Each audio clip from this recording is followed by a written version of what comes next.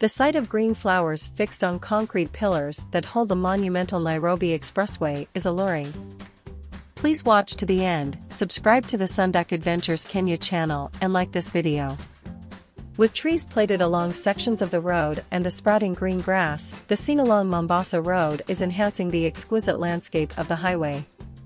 For some time now, several motorists and residents who use the Nairobi Expressway have been treated to sights of beautiful flowers that have bloomed overnight. Unlike typical flowers that take months to flourish, these ones on the expressway have given the road users an overnight natural ambience, serenity and peace of mind. The flowers are grown on pockets fixed on the concrete pillars, which also allow water to drain down into the highway drainage system. Transport Cabinet Secretary James Macharia said the technology used is called geoflower and the plants are not artificial as could be perceived. They are not artificial in any way. The technology we are using allows the flowers to grow in a short time and will give the expressway amazing ambience, said Macharia.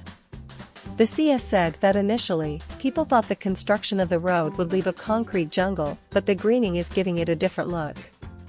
The flower design and the ongoing beautification is gradually giving the section of Mombasa Road an alluring atmosphere. Kenya National Highways Authority Deputy Director Julia Odinio said the initiative is being rolled out in 3 phases and will be completed by May. She said it includes planting grass and flowers on the ground, tree planting in places where there is enough spaces and anchoring the flowers on pillars as has been witnessed in sections of the road. We felt that the travel should not be boring. This is also proof of new technology of building structure, she added. Odinio said the covering of columns with plants gives a soft architecture on the walls and brings relaxed feeling when traveling.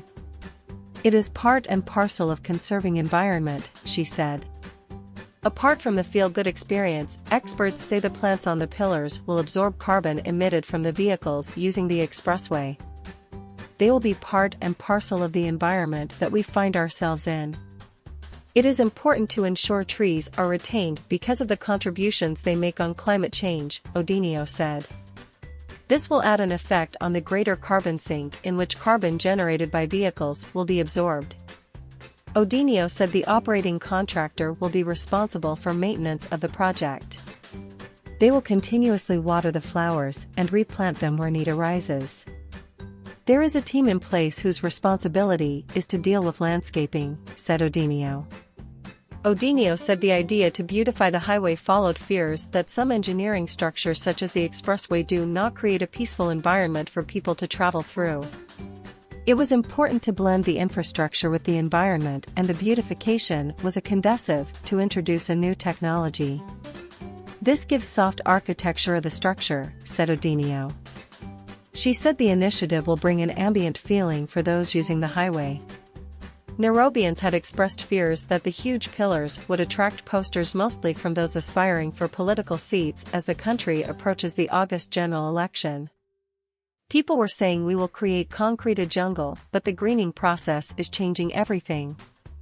The road is now beautiful and you can take a picnic down there, Macharia said.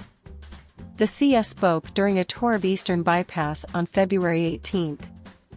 On completion, the road will stretch 27 kilometers, 17 miles, across Nairobi, and is meant to ease traffic flow in and out of the central business district.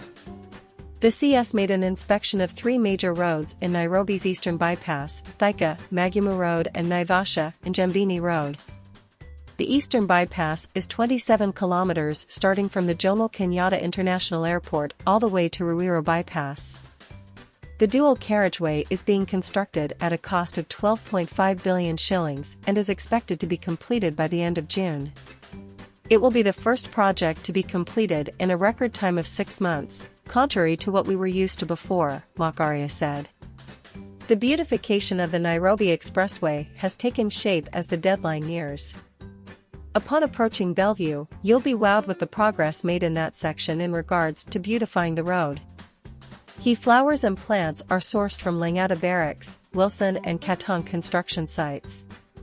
The exercise is aimed at creating a balance and reduction of soil erosion. The flowers, plants and grass are planted on pipe cubes, which are then fitted on the road beams. The floriculture exercise is aimed at creating a balance and reduction of soil erosion. The flowers, plants and grass are planted on pipe cubes, which are then fitted on the road beams. QNHA Deputy Director ENG Julia Endeo speaks on the flowers and plants sprouting from the pillars of the Decker Expressway, giving them a natural look and blend with the environment.